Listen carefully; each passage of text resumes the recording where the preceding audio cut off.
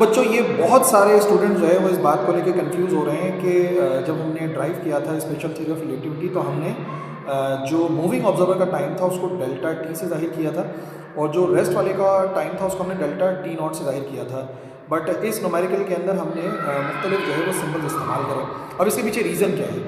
देखो लॉजिकली देखा जाए तो हमारे लिहाज से स्पेस क्राफ्ट मूव कर रहा होता है, ठीक है। बट जो लोग स्पेस क्राफ्ट के अंदर हैं, जो एस्ट्रोनॉट्स स्पेस क्राफ्ट के अंदर हैं, तो उनके लिहाज से तो स्पेस क्राफ्ट जो है वो रुका होता है, बल्कि उनके लिहाज से अर्थ मूव कर रही होती है। तो प्रिंसिपल ऑफ रिलेटिविटी के मुताबिक फिजिकल लॉस तो सेम रहने चाहिए। तो अब याद कैसे रहेगा कि कब डेल्टा टी नॉट इस्तेमाल करना है, किसके लिए डेल्टा टी इस्तेमाल करना है, मैं आपको बताता हूँ। देखो जब भी कोई शख्स ट्रैवल करता है close to speed of light, जब भी कोई फ्रेम ऑफ रेफरेंस ट्रैवल कर रहा होता है close to speed of light, तो उसके लिए टाइम स्लो डाउन हो जाता है, उसके लिए वक्त देर से गुजरता है।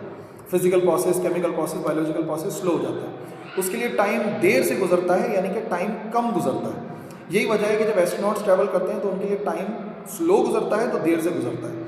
तो आप एक बात याद कर लो कि जिसके लिए भी टाइम स्लो गुजर रहा है ना, यानी कि टाइम कम गुजर रहा है, उसको हम डेल्टा टी नॉट से जाहिर करते हैं। सही है, जिसके लिए टाइम स्लो गुजर रहा है उसको हम डेल्टा टी नॉट से जाहिर करते हैं। और अर्थ के लिहाज से तो नॉर्मली टाइम गुजर रहा होगा, इस वजह से हमने उसको डेल्टा टी से जाहिर करा। सही है, जो कम वाला टाइम है, जिसके लिए टाइम कम गुजर रहा है वो डेल्टा टी नॉट है, और जिसके लिए टाइम ज़्यादा है वो डेल्टा टी है।